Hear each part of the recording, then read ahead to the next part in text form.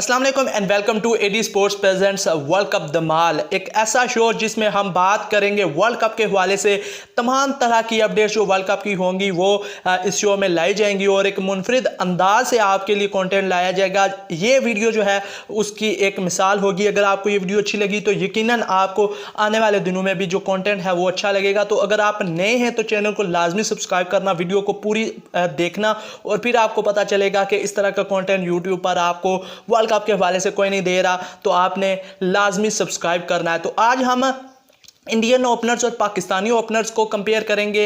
एक तो कंपेयर लोग करते हैं कि उनके माजी के पूरे रिकॉर्ड्स उठा लेते हैं, लेकिन हम ऐसा नहीं करेंगे। हम केएल राहुल और रोहित शर्मा जो इंडिया के ओपनर्स मुमकिन तौर पर नज़र आ रहे हैं कि वही ओपन करेंगे, उनके पिछले 10-10 मैचेस के रिकॉर्ड्स को उठाएंगे। इसी तरह बाबर आजम और मोहम्मद रिजवान के भी 10-10 मैचेस के रिकॉर्ड्स को मिलाकर उन दोनों के जो combined runs, combined 50s average और स्ट्राइक रेट बनती है उनको एक तरफ रखेंगे और वहीं हम इंडिया के दोनों ओपनर्स के कंबाइन रन्स को जो है एवरेज 50s 60s 4s को एक तरफ रख के दोनों को कंपेयर करेंगे और फिर हर शोबे में देखेंगे कि एवरेज के लिहाज से कौन सी टीम के ओपनर्स ऊपर हैं, स्ट्राइक रेट के लिहाज से कौन सी टीम के ओपनर्स ऊपर हैं, सिक्सेस लगाने में कौन से ज़्यादा आगे हैं। इस तरह का कंपैरिजन करेंगे कि आपको हर चीज़ में पता चलेगा कि कहाँ पर स्टैंड कर रहे हैं पाकिस्तान के ओपनर्स और कहाँ पर स्टैंड कर रहे हैं इंडियन ओपनर्स। इसी तरह हम आने वाले दिनों में पाकिस्तान के middle order, Indian middle order, फिर इसी तरह बॉलर्स का कंपैरिजन करेंगे,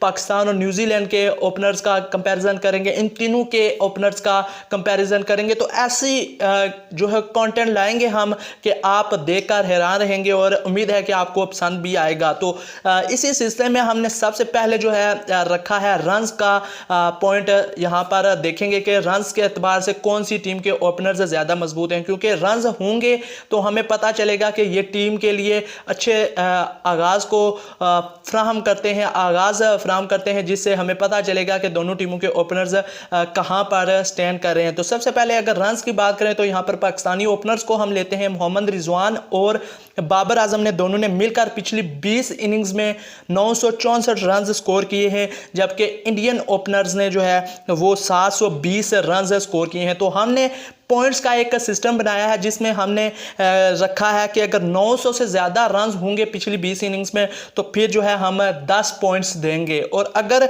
700 से ज़्यादा रन होंगे और 800 से कम होंगे तो फिर हम 8 पॉइंट देंगे। तो यहाँ पर हमें वाज़ा तौर पर पाकिस्तानी ओपनर जो है 900 से ज़्यादा रन बनाते हुए नजर आ रहे हैं, जिन्हें हम 10 पॉइंट्स देंगे, जबकि इंडियन ओपनर्स की अगर बात करें तो इनके 720 रन हैं तो ये 8 पॉइंट्स रन के एतबार से लेते हुए नजर आएंगे। तो यहाँ पर जो पहला पलड़ा है उसमें पाकिस्तानी ओपनर्स जो हैं 2 पॉइंट्स से हमें आगे दिखाई दे रहे हैं। अब दूसरे पलड़े की जानिब बढ़ें तो आप एवरेज की जानिब देखते हैं कि रन तो कर ही रहे हैं, एवरेज इन लोगों की क्या है, कितनी बार आउट होते हैं, नहीं होते।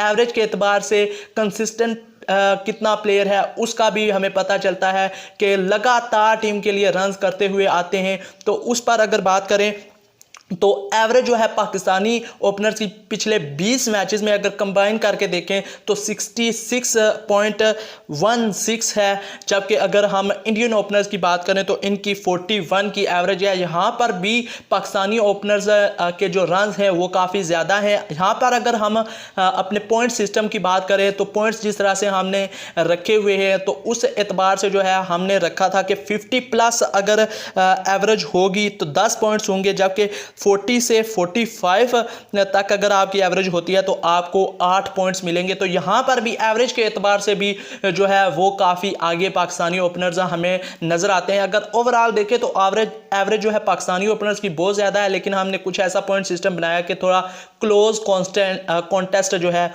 वो रहे। उसके बाद जो हमारे पास तीसरा टॉपिक आता है जिसमें हम सिक्सेस की बात करेंगे, क्योंकि T20 क्रिकेट हो और सिक्सेस की बात ना हो ये हो ही नहीं सकता। देखते हैं कि पाकिस्तानी ओपनर्स ने पिछले 20 मैचेस में ज़्यादा सिक्सेस लगाए हैं या फिर इंडियन ओपनर्स ने ज़्यादा सिक्सेस लगाए हैं। तो यहाँ पर पाकिस्तानी ओपनर्स की सबसे पहले अगर बात करें तो इन्होंने जो सिक्सेस लगाए हैं वो 23 हैं, जबकि इंडियन ओपनर्स ने 26 सिक्सेस लगाए हैं। तो यहाँ पर अगर पॉइंट्स की बात करें तो पॉइंट सिस्टम कुछ इस तरह का है कि अगर 22 से 24 सिक्सेस हों तो पॉइंट्स मिलेंगे आपको 8, जबकि अगर आपके 24 से 26 सिक्सेस हों तो आपको मिलेंगे पॉइंट्स 10। तो यहाँ पर पूरे 10 पॉइंट जो है इंडियन ओपनर्स लेते हुए नजर आए हैं, जबकि पाकिस्तानी ओपनर्स सिक्सेस के मामले में थोड़ा सा हमें पीछे दिखाई देते हैं, जो कि हकीकत भी है। बाबर आजम और मोहम्मद रिजवान उस तरह से ज़्यादा छक्कों पर भरोसा नहीं करते, लेकिन इंडियन ओपनर जो है छक्कों की तरफ जाते हैं, कि राहुल भी और रोहित शर्मा भी। लेकिन चौकों की बारी आएगी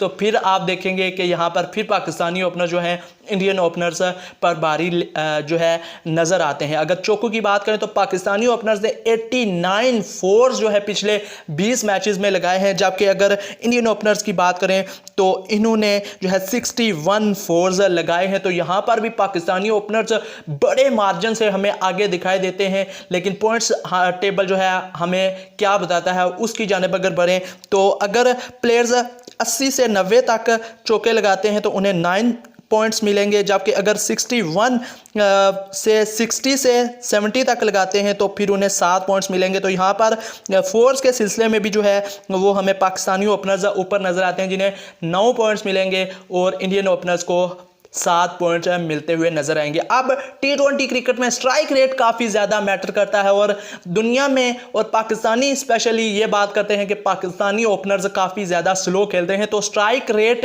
एक ऐसा होता है पॉइंट जहां पर हमें पता चलता है कि कौन सी टीम के ओपनर्स आपको ज़्यादा तेज़ी से रन करके दिखाते हैं, क्योंकि पावर प्ले होती है, ओपनर्स पावर प्ले में आते हैं, तो कौन से टीम के ओपनर जो है वो ज़्यादा तेज़ी से रन करते हैं। तो पिछले 20 मैचेस का अगर हम मुआवजा करें तो यहाँ पर पाकिस्तानी ओपनर्स के अगर स्ट्राइक रेट की बात करें तो पाकिस्तानी ओपनर्स की स्ट्राइक रेट 137 रही है, जबकि इंडियन ओपनर्स की स्ट्राइक रेट जो है 123 रही है। तो यहाँ पर भी पाकिस्तानी ओपनर्स इनसे आगे रहे हैं। अगर पॉइंट सिस्टम की बात करें तो यहाँ पर 130 से 140 का अगर स्ट्राइक रेट आपका रहता है तो आपको 9 पॉइंट्स मिलेंगे, जबकि 120 से 130 का अगर आपका स्ट्राइक रेट रहता है तो आपको 8 पॉइंट्स मिलेंगे। तो यहाँ पर भी पाकिस्तानी ओपनर जो है ज़्यादा पॉइंट्स लेते हुए नज़र आते हैं।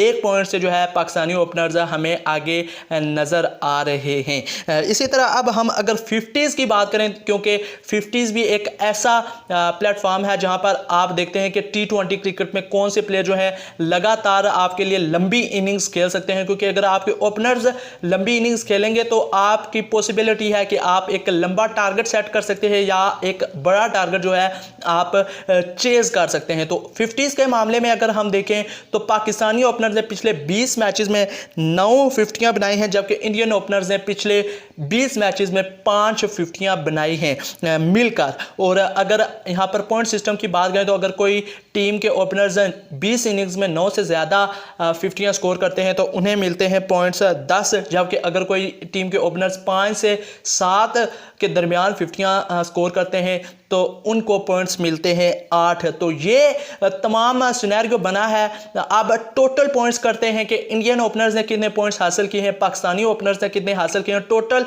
60 पॉइंट्स थे, 60 में से 56 पॉइंट्स जो है वो पाकिस्तानी ओपनर्स ने लिए हैं, जबकि इंडियन ओपनर्स 49 पॉइंट्स लेने में कामयाब हुए हैं। यहाँ पर हमें 7 पॉइंट्स से पाकिस्तानी ओपनर्स आगे नज़र आ रहे हैं, और ये बात हकीकत भी है। जिस तरह से पिछले अरसे से रिजवान और बाबर आजम की फॉर्म लगी हुई है तो इसमें कोई शक नहीं है, कोई दो राय नहीं है। इस वक्त जो ओपनर्स की अगर देखें हम ओपनर्स के एतबार से तो पाकिस्तानी ओपनर्स वर्ल्ड के बेस्ट ओपनर्स में माने जाते हैं, बाबर आजम और मोहम्मद रिजवान। लेकिन ऑन द डे कौन अच्छा खेलता है ये तो मैच वाले रोज़ ही पता चलेगा। अभी मिडिल ऑर्डर का जो है हम कंपैरिजन अगली वीडियो में करेंगे। तो अगर आपको ये शो पसंद आया तो इसे लाइक जरूर करना, चैनल को भी लाजमी सब्सक्राइब करना और बेल के आइकन को लाजमी प्रेस करना, ताकि जो भी वीडियोस आने वाले दिन में अपलोड करें वो आप तक किसी तरह जल्द अज जल्द पहुंचती रहें।